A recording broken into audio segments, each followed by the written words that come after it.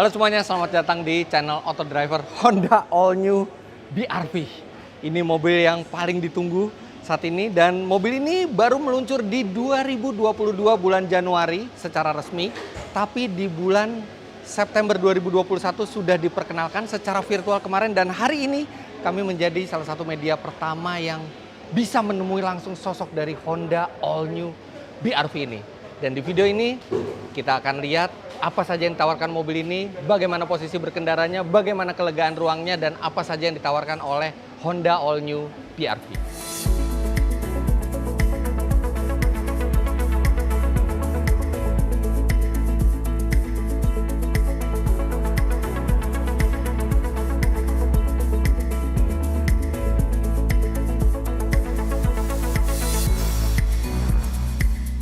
Sosok luarnya lebih dari 90% mirip dengan Honda N7X konsep yang diperkenalkan beberapa bulan lalu. Jadi memang ini basisnya dari N7X konsep. Dan yang agak menggelitik adalah Honda BR-V itu pertama kali keluar di Indonesia tahun 2016. Itu berbasis Honda Mobilio. Honda Mobilio yang ditinggikan, ground clearance-nya kemudian diberikan aksen dan aksesoris yang membuatnya terlihat gagah. Nah, sekarang All New Mobilio belum keluar, tapi All New BR-V sudah keluar. Dan sejak konsep N7X konsep waktu itu diperkenalkan sebagai memang SUV. Jadi dia bukan lagi MPV yang ditinggikan, tapi dari rancang bangun awalnya memang dia sudah mengalami pendekatan sebagai sebuah SUV. Secara keseluruhan tampilannya ini terasa lebih kalem dan lebih dewasa dibandingkan BR-V sebelumnya. Karena BR-V sebelumnya, karena dia berbasis dari MPV, untuk menjadi sebuah LSUV, dia bukan hanya ditinggikan, tapi disematkan sejumlah aksesoris supaya terlihat garang, supaya terlihat gagah. Tapi kalau ini, dia justru terlihat lebih kalem, tapi langsung terlihat seperti SUV. Tidak ada lagi kesan seperti MPV yang ditinggikan, di bagian depannya lebih gemuk. Ini grillnya bahasa desain baru Honda. Kemudian lampunya ini LED, kecuali untuk yang sennya ya, dia masih bohlam. Kemudian lampu fog lamp juga LED.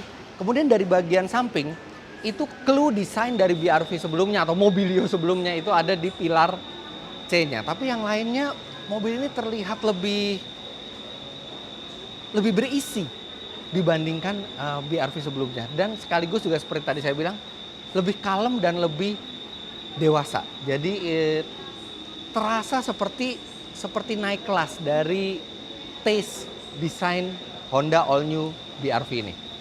Ada 5 tipe BR-V yang dijual di Indonesia.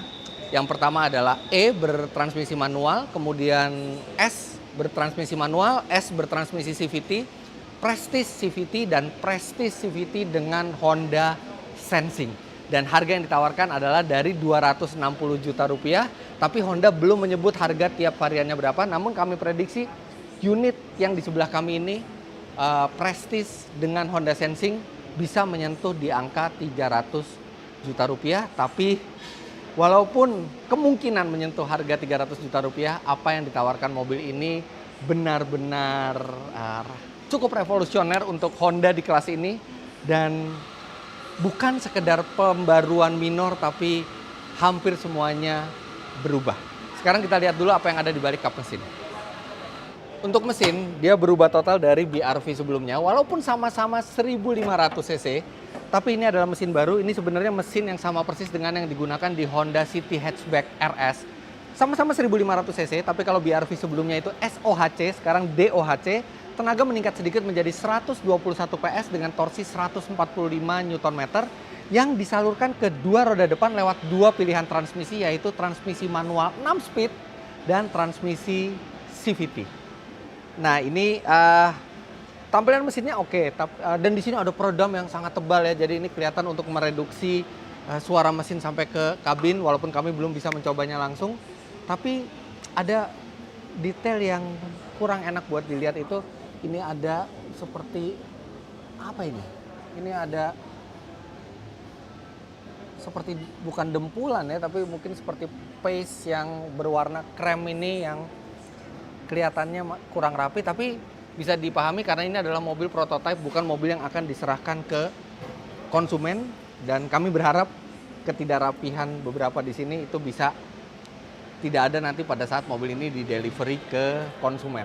Soalnya ini mobil memang masih prototype, belum ada BRV yang boleh jalan kecuali yang melakukan uji tipe. Jadi kami berharap beberapa isu yang kurang rapi di kap mesin itu bisa selesai pada saat mobil ini di delivery ke konsumen di Januari 2022.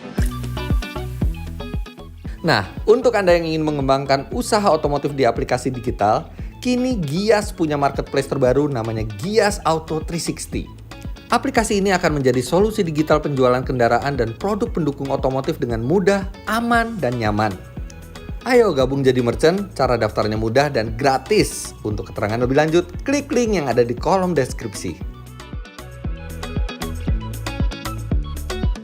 Dari samping Anda juga bisa lihat bahwa tampilannya lebih dewasa juga dibandingkan BRV sebelumnya. Dia tetap ada aksen hitam di spakbor untuk menandakan ini adalah sebuah SUV yang gagah. Peleknya 17 inci. Peleknya beda sedikit dengan N7X Concept. N7X Concept itu 18 inci, tapi ya wajar karena itu mobil konsep biasanya besar-besar. Tapi ini 17 inci yang mana itu sudah cukup memadai untuk kelas ini. Dan sebenarnya secara dimensi mobil ini membesar di segala sisi.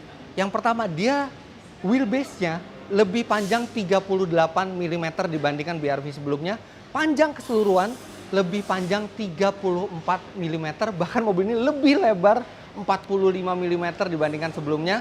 Ground clearance meningkat dari 201 mm menjadi 220 mm, begitu juga dengan ketinggian total mobil yang bertambah 19 mm dibandingkan sebelumnya. Jadi ini adalah mobil yang lebih besar, mobil yang seharusnya lebih lega. Nah, sekarang kita lihat bagaimana daya angkutnya.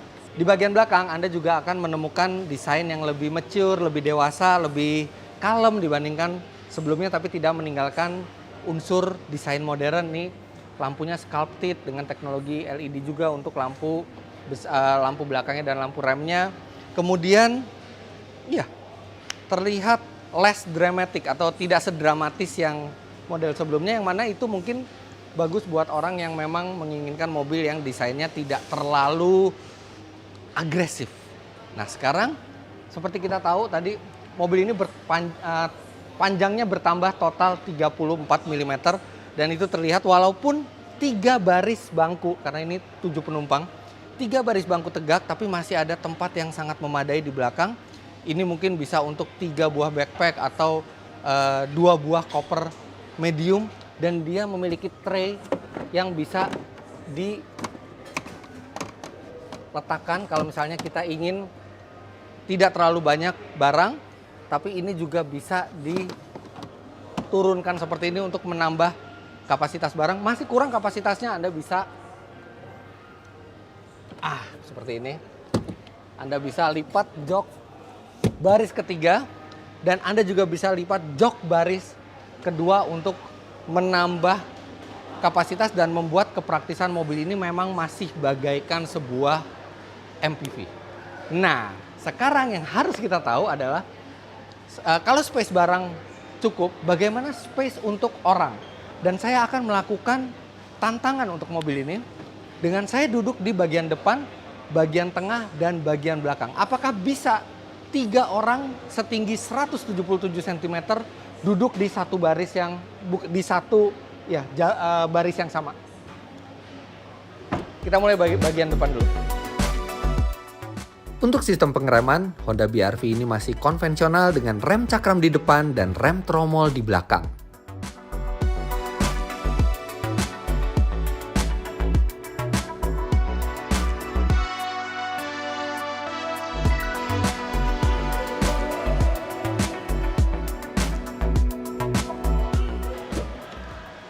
Oke, kita atur dulu posisi duduknya di sini.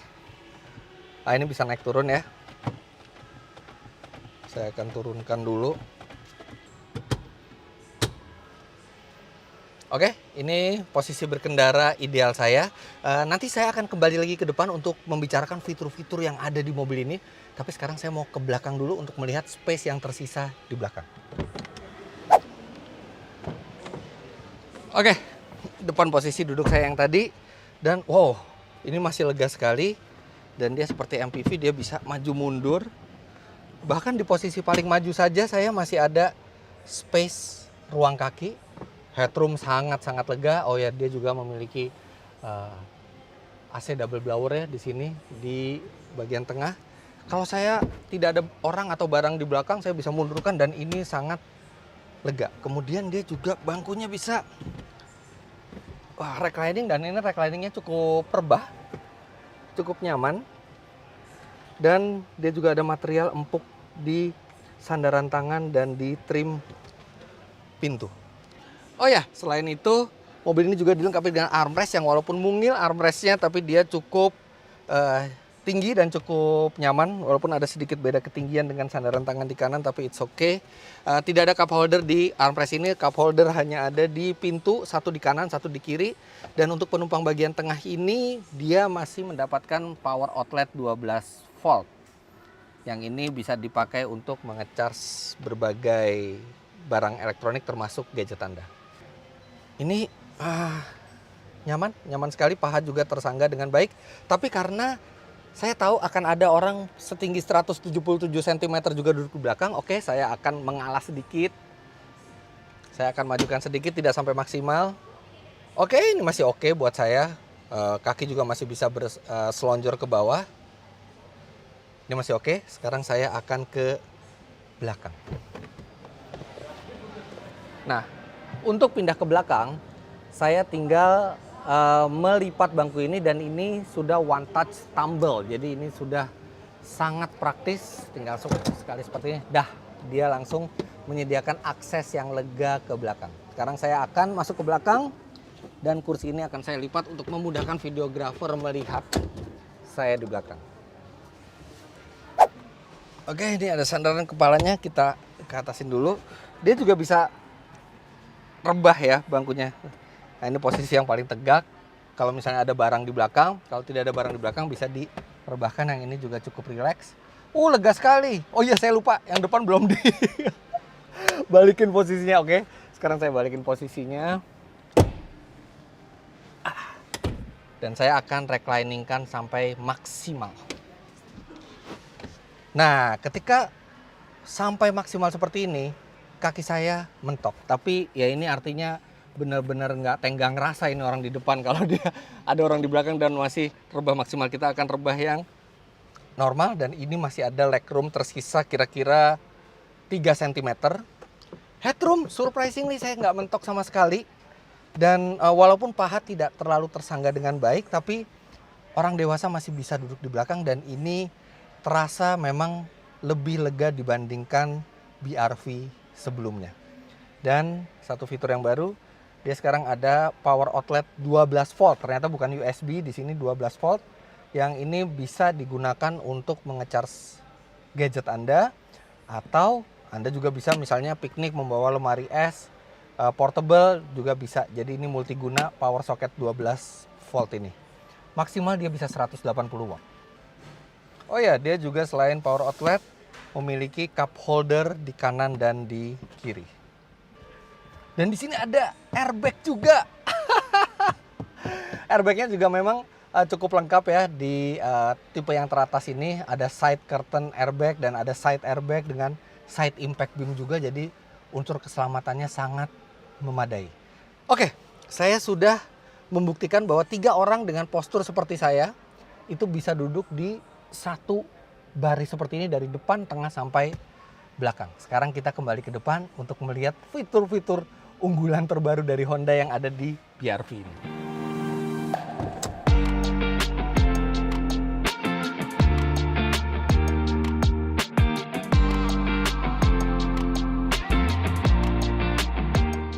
Oke, kita ke bagian depan lagi, dan seperti Anda tadi sudah lihat bahwa ini posisi berkendara saya. Posisi berkendaranya sendiri agak tinggi ya, sesuai dengan napas sebuah SUV, tapi Anda bisa adjustable tingginya dengan model dongkrak seperti ini. Jadi dia bisa cukup rendah juga. Dia bisa cukup rendah. Posisi berkendaranya it's okay, cukup ergonomis, tapi sayangnya dia belum dilengkapi dengan teleskopik, hanya tilt. Coba kalau misalnya dilengkapi dengan teleskopik, ini akan bisa fleksibel untuk berbagai tinggi badan. Oke, posisi berkendara untuk saya tidak ada masalah, walaupun pasti bisa lebih sempurna lagi kalau dia teleskopik. Tapi ini secara keseluruhan dashboardnya mengalami peningkatan drastis dari Mobilio, maksud saya BRV sebelumnya. Ini ada material empuk dengan kulit dan jahitan asli. Kemudian di tipe tertinggi ini juga joknya sudah kulit semua. Memang masih ada sejumlah plastik keras, tapi ya ini memang wajar di kelasnya, tidak mungkin semuanya material empuk. Airbag, airbag, airbag, airbag. Jadi di mobil yang atas ini, varian paling atas, saya menghitung sudah ada minimal 8 buah airbag. Baik di depan ada 4, di row kedua ada 2, dan di row paling akhir masih ada 2 lagi. Piano black di sini, di transmisi juga piano black. Untuk instrumen sendiri, dia belum full digital, masih analog. Tapi analognya dibuat memang lebih elegan dengan ada sentuhan chrome di pinggirnya dan di tengahnya ada MID yang digital. Oke, nah ini di entertainment systemnya juga lebih sopan ya dibandingkan banyak produk Honda sebelumnya yang menonjol keluar, kesannya terpisah, tapi ini lebih terkesan menyatu walaupun ini memang tidak terintegrasi dengan mobil, tapi setidaknya dia bentuknya lebih rapi, ada gambar Honda BRV-nya di depan dan dia sudah memiliki fitur Apple CarPlay serta Android Auto yang dihubungkan lewat USB slot. USB slotnya ada 2 di sini. Yang kiri ini untuk Android Auto atau untuk Apple CarPlay dan masih ada power outlet 12 volt.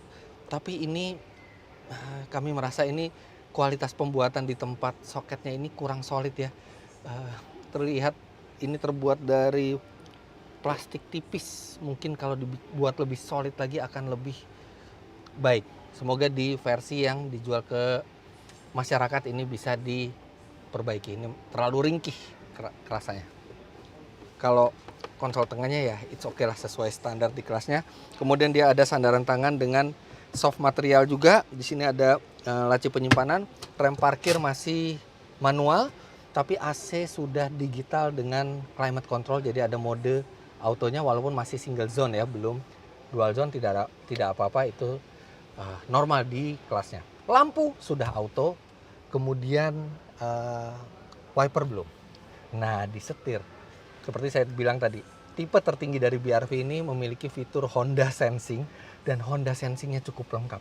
Pertama, dia ada adaptive cruise control dan adaptive cruise control itu ditemani juga oleh lane keep assist system. Jadi secara teknis mobil ini sebenarnya semi autonomous, Anda bisa tanpa memegang setir di jalan tol misalnya, dia akan belok sendiri mengikuti jalan, tapi memang tidak direkomendasikan. Jadi tetap Anda diwajibkan memegang setir walaupun komputer yang akan mengendalikan mobil, dan kalau Anda melepas setir dalam waktu yang lama dia akan memberikan peringatan dan akhirnya nonaktif.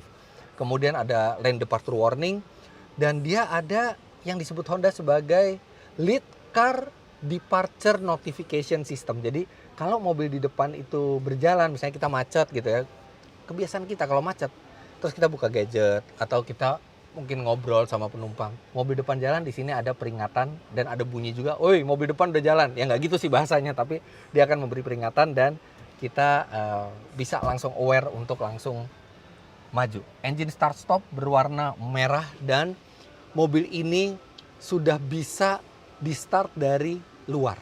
Kemudian mobil ini juga dilengkapi dengan smart keyless entry yang dilengkapi juga dengan walk away lock. Jadi Anda ke mall seperti ini Anda nggak perlu khawatir, Anda tinggal tutup pintu, Anda pergi, selagi kunci itu ada di kantong Anda, dia akan mengunci mobilnya. Nah, kemudian pernah ada pertanyaan, kalau gitu kalau misalnya ada anak kecil di dalam ketinggalan gimana ya? Anda harus perhatikan penumpang Anda sebelum Anda mengunci mobil, dan mungkin kalau misalnya Anda lupa bahwa Anda membawa anak Anda dan Anda meninggalkan di mobil ya, mungkin lebih baik anak itu terkunci di dalam mobil dibandingkan keluar dan terus diculik orang lain gitu. Tapi Anda tidak boleh lupa. Jadi peringatan sebelum walkway lock, pastikan tidak ada orang atau binatang peliharaan Anda di dalam mobil, apalagi kalau mobil diparkir di tempat yang panas. Ini laci, kapasitasnya lumayan, tidak terlalu besar, tidak terlalu kecil. materialnya plastik keras, tidak ada soft opening. Tapi ini yang benar-benar kelihatan mahal di BRV terbaru ini. Kemudian di bagian kanan juga ini ada ini ya, ada tombol untuk Honda Sensing-nya on atau off. Oh ya, dan satu lagi, dia dilengkapi juga dengan Honda Lane Watch. Jadi ketika Anda itu melakukan manuver, Anda memakai sen, dia akan bisa melihat blind spot di sebelah kiri. Nah, seperti ini. Dia bisa melihat blind spot di sebelah kiri karena ada kamera di sebelah kiri. Tapi mobil ini belum dilengkapi dengan 360. Coba, nah sekarang saya akan coba. Ketika kita masukkan gigi mundur, dia ada kamera mundur. Tidak ada guidelines, tapi dia ada kamera mundur dan belum 360. Jadi kamera di sebelah kiri itu hanya untuk melihat jalur sebelah kiri ketika Anda memakai sen. Tapi ini adalah langkah yang revolusioner untuk Honda memasukkan fitur Honda Sensing yang lengkap dan bisa seperti sistem semi autonomous di LS UV. Dan ini adalah yang pertama di kelasnya. Di kelas ini tuh saingannya ada Xpander, Xpander Cross, Terios, Daihatsu Terios, Toyota Rush, Suzuki XL7. Ini fitur radar pertama di kelas tersebut.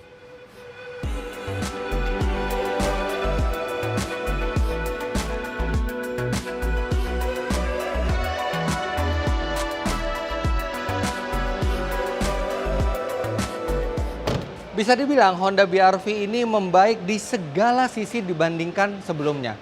Bentuknya lebih dewasa, kemudian dimensinya lebih besar, mesinnya lebih baik teknologinya dibanding sebelumnya, dan fiturnya meningkat sangat jauh. Nah, pertanyaannya adalah bagaimana rasa berkendara dari mobil ini? Sayangnya itu baru bisa diketahui pada saat mobil ini nanti sudah lewat uji tipe, semua sertifikasi sudah diselesaikan, dan itu kemungkinan di Januari 2022. Tapi untuk sekarang, sekian first impression kami terhadap Honda All New BRV ini. Dan Honda bilang di Gias 2021 bulan November itu akan ada kejutan berikutnya dari Honda. Kami belum tahu apakah versi Mobilio dari BRV ini atau Honda All New HR-V. Nanti kita tunggu di Gias 2021. Jadi jangan lupa Anda klik like bila menyukai video ini, komentar di bawah, dan subscribe ke channel Auto Driver jika Anda belum. Main-main ke website kami di www.autodriver.com dan download aplikasi kami Auto Driver di Google Play Store. Terima kasih banyak Anda sudah menyaksikan. Sampai jumpa di video selanjutnya. Bye-bye.